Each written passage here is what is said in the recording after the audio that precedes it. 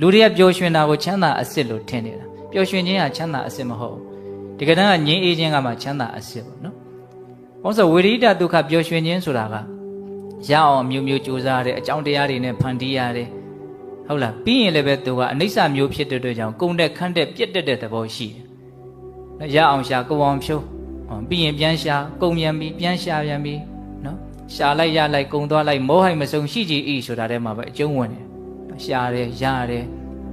သုံးတယ်ကုံတယ်ပြီးရင်ရှာပြန်တယ်ဒီလိုနဲ့သူကမဆုံးနိုင်ဘူးသွားတာဟုတ်လား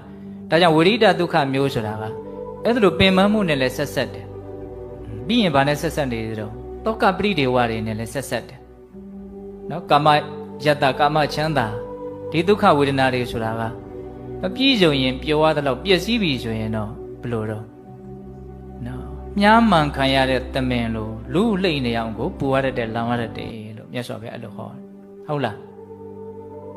ဒါကြောင့်ဘုံဘုံတို့ဝိရိဒဒုက္ခနဲ့တဏ္ဍိဒုက္ခသဘောလေးကိုနားလည်ဖို့လိုတယ်နော်ဒါပေမဲ့တတ္တဝါတွေဟာဒီတဏ္ဍိဒုက္ခအငြိမ့်တဲ့အေးတဲ့ကိုမကြိုက်ဘူးအပူတဲ့အလောင်တဲ့လှုပ်ရှားတဲ့သဘောနော်ပြင်းပြတဲ့ပူလောင်တဲ့သဘောဒါတွေကိုပဲနော်ကြိုက်ကြတာဒီထဲမှာပဲပြောကြတာလို့လည်းမြတ်စွာဘုရားအတိလင်းဟောတယ်တတ္တဝါတွေဆိုတာပူလောင်မှုမှာပဲမငြိမ်းချမ်းမှုမှာပဲပျော်ကြတာမငြိမ်းချမ်းမှုမှာပဲသူတို့ဟာပျော်မှုကြတာတတ္တဝါတွေရဲ့စိတ်ဆိုတာဟုတ်လား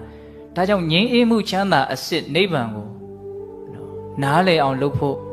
နားလည်ခြင်းသိစိတ်ရှိဖို့နားလည်သွားဖို့ဆိုတာတော်တော်ကိုမလွယ်ဘူးလို့ဘုံဘုံတို့နားလည်ကြမှာဟုတ်လားဒါကြောင့်မြတ်စွာဘုရားလက်ထက်ကရှင်သာရိပုတ္တရာက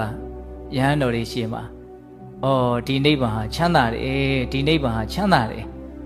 နော်အဲ့လိုမျိုးခဏခဏရွတ်ဆိုတယ်ပေါ့အဲ့ဒီမှာရှင်ဥဒ္ဒါကြီးကငါရှင်သာရိပုတ္တရာတဲ့နိဗ္ဗာန်မှာဝေဒနာခံစားမှုမရှိဘဲနဲ့ဘယ်လိုလုပ်ပြီးတော့ချမ်းသာတယ်လို့ပြောလို့ရမှာတော့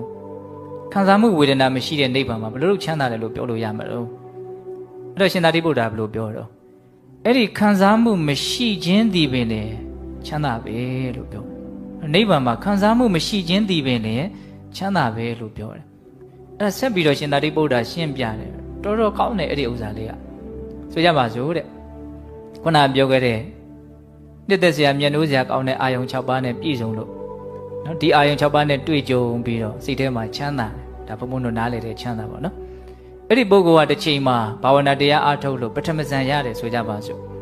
နော်ဝိတဝိသရာပီတိဒုက္ခဧကဂတနော်ဒီအာယုံလေးနဲ့ငြိမ်ပြီးတော့သူနိဝရဏကင်းပြီးတော့စိတ်ရဲ့ချမ်းသာခြင်းကိုသူရတယ်အဲ့ဒီပထမဇန်ချမ်းသာရတဲ့ပုဂ္ဂိုလ်ကအဲ့ဒီပထမဇန်ချမ်းသာခံစားပြီးတော့မကြခင်မှာပဲဒီကာမဂုဏ်အာယုန်နဲ့ပတ်သက်တဲ့ခုနကတော့အာယုန်နဲ့ပတ်သက်တဲ့အတွေးအကြံပေါ်လာရင်သူ့စိတ်ထဲမှာနာကျင်သွားတယ်အဲ့လိုတောင်ပြောတယ်နော်အဲ့တော့နာကျင်မှုသည်ဆင်းရဲပဲတဲ့ဆက်ပြီးတော့သူဘာပြောတော့အဲ့ဒီပထမဇန်ရတဲ့ပုဂ္ဂိုလ်နော်ဒုတိယဇန်ရသွားပြီးဆက်ကြိုးစားလို့ဒုတိယဇန်ရသွားတဲ့အခါမှာသောတော်ကကြံစီမှုကာမဂုဏ်အာယုန်မဟုတ်တော့ဘူးနော်ကြံစီမှုနဲ့ပတ်သက်တဲ့ချမ်းသာရလာပြီဆိုတွေ့သွားအဲ့ဒီကိုအတွေးရောက်သွားပြီဆိုရင်သူ့စိတ်ထဲမှာနာကျင်သွားပြန်တယ်ဟောချမ်းသာတဆင့်တက်သွားတာ哦သူကြံစီမှုမှမရှိတော့တာ哦အဲ့ဒါကြံစီမှုရှိလာရင်သူဘာဖြစ်သွားတော့ဆင်းရဲသွားအဲ့ဒုတိယဇန်ရတဲ့ပုဂ္ဂိုလ်ကတခါတတိယဇန်နော်ပီတိတွေဘာတွေမရှိတော့ဘူးချမ်းသာမှုတက်တက်နဲ့နေတော့တာအဲ့ဒီအချိန်မှာနော်ပီတိသဘောနှစ်သက်တဲ့သဘောနဲ့ဖြစ်လာပြီဆိုရင်ဟာနာကျင်သွားပြန်နေတဲ့စိတ်ကသဘောပေါက်လားမသိဘူးသူပြောနေတာပေါ့ဟုတ်လားခတတိယဇန်နဲ့စတုထဇန်ရသွားပြီဆိုလိုတာကအထက်ချမ်းသာကိုရလေလေအောက်ချမ်းသာတွေကသူတို့အတွက်နာကျင်မှုဖြစ်သွားတာဘုံဘုံတို့ဒါတွေကနားလေဖို့အလွန်ကောင်းတယ်နော်သဘောပေါက်ရဲ့လားနော်အထက်ချမ်းသာကိုရလေလေသူ့အောက်ငကိုသူဖြတ်တန်းခဲ့တဲ့ချမ်းသာတွေကချမ်းသာမဟုတ်တော့ဘူးဖြစ်သွားတာအဲ့တော့နောက်ဆုံးမြတ်စွာဘုရားကတိရောဓသမပတ်နော်ဝင်စားနိုင်တဲ့အဆင့်ဆိုရင်သောတော်ကပြောခဲ့တဲ့ချမ်းသာမျိုးတွေဇန်ချမ်းသာမျိုးတွေကွာဆိုသူ့အတွက်ဘာဖြစ်သွားပြီတော့နာကျင်တယ်လို့ဖြစ်သွားတယ်အဲ့ဒါရှင်သာရိပုတ္တရာရှင်းပြတာဒါကြောင့်နိဗ္ဗာန်ဟာတကယ်တမ်းကအချမ်းသာဆုံးပဲလို့နော်ရှင်သာရိပုတ္တရာပြောတာသို့တော်လည်းပဲဘုံဘုံတို့ဟာဝိရိဒဒုက္ခလောက်ကိုပဲနားလည်ထားတာဖြစ်တဲ့အတွက်ကြောင့်ဒီတန်တိဒုက္ခသဘောဖြစ်တဲ့နိဗ္ဗာန်ကိုဘုံဘုံတို့မသိနိုင်ဘူးမမြင်နိုင်ဘူးအလွန်ခက်ခဲတယ်ပေါ့သိဖို့မြင်ပေါ့ဒါနိဗ္ဗာန်ဟာမြင်ဖို့ခက်တယ်ဆိုတာနဲ့ပတ်သက်ပြီးတော့ပြောပြတာဟုတ်လားအဲ့တော့ဆက်ပြီးတော့ပြောချင်တာကဘာတုံးဆိုတော့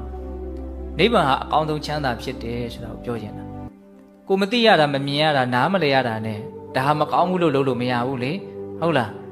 တစ်ချိန်မှဒါသိအောင်ကြိုးစားမယ်ဆိုတဲ့စိတ်ကူးနဲ့ဘုံဘုံတို့ကအကောင်းဆုံးနိဗ္ဗာန်ချမ်းသာကိုရလို့တဲ့စိတ်နဲ့ဘယ်စုံတောင်းစုံရနဲ့တော့ကြိုးစားဖို့တော့လိုတာပေါ့ဟုတ်လားတော့ဒီလိုကြိုးစားခြင်းစိတ်ပေါက်အောင်နိဗ္ဗာန်ဟာအကောင်းဆုံးချမ်းသာဖြစ်တယ်ဆိုတာလေးကိုဘုံဘုံတို့ဆက်ပြီးတော့မှတ်သားကြည့်မယ်နော်ဒါမြတ်စွာဘုရားရဲ့ဒေသနာထောက်ထားနဲ့ပြောမယ်ဆိုရင်နိဗ္ဗာန်ပရမန်ဒုက္ခံနိဗ္ဗာန်ဟာအကောင်းဆုံးချမ်းသာလို့အတီးလင်းဟောတာပဲနိဗ္ဗာန်ပရမန်ဒုက္ခံဟုတ်လားပြီးတော့ဘယ်လိုဟောသေးတယ်နတ္ထိတန္တိပရံဒုက္ခံနိဗ္ဗာန်လောက်ချမ်းသာတဲ့ချမ်းသာမရှိဘူးလို့ဒီလိုလဲဟောဟုတ်လားအဲ့လိုဆိုလို့ရှိရင်ဒီနိဗ္ဗာန်ကဘလောက်ချမ်းသာတာတော့နိဗ္ဗာန်ရဲ့ချမ်းသာပုံကိုဘုံဘုံတို့ဘယ်လိုသိနိုင်မလို့သောတော်ကဘဝနဲ့နိဗ္ဗာန်ကျမ်းစာအုပ်ကိုရေးသားတော်မူတဲ့ဆိုတော့ဟာသူဟာနိဗ္ဗာန်ချမ်းသာကိုဘလောက်ချမ်းသာတယ်ဆိုတာကိုသိခြင်းရဲ့ဘဝဒုက္ခဟာဘလောက်ဆင်းရဲတယ်ဆိုတာကိုမြင်အောင်လုပ်တဲ့ဘဝဒုက္ခနဲ့နိဗ္ဗာန်ချမ်းသာကိုချိန်ဆက်ကြည့်ရမယ်တဲ့မသူရှင်းပြတာလေဘုံဘတော်တော်သဘောကျတယ်ဘဝဒုက္ခက30သားဆိုလို့ရှိရင်နိဗ္ဗာန်ချမ်းသာဟာလည်း30သားပဲတဲ့ဘဝနဲ့နိဗ္ဗာန်ဟာဖြောင်းဖြောင်းဆန့်ကျင်တယ်ပေါ့နော်နိဗ္ဗာန်မှာဘဝမရှိဘူးပေါ့နော်ဘဝဒုက္ခကတပိဋ္ဌာဆိုရင်နိဗ္ဗာန်ချမ်းသာဟာတပိဋ္ဌာပဲဟုတ်တော့ဘဝဒုက္ခဆင်းရဲကြီးတပိဋ္ဌာကို तू ကစွန့်လိုက်တဲ့သဘောကိုအကယ်၍ဘဝဒုက္ခသည်အသင်္ချေအနန္တမဆုံးနိုင်အောင်ကိုများတယ်ဆိုရင်နိဗ္ဗာန်ချမ်းသာဟာလည်းပဲအသင်္ချေအနန္တမဆုံးနိုင်အောင်ကြီးတယ်လို့ပဲပြောရမယ်စဉ်းစားကြည့်နော်သိကြပါစို့အပေပုံတွေကိုဘုံဘုံတို့စဉ်းစားကြည့်လိုက်အလွန်ကြီးမားတဲ့ဒုက္ခတွေပေါ့နိဗ္ဗာန်ချမ်းသာကိုမျက်မှောက်ပြုရပြီဆိုရင်အဲ့ဒီအပေဒုက္ခတွေမရှိတော့အပေဒုက္ခကိုကြည့်လိုက်တာနဲ့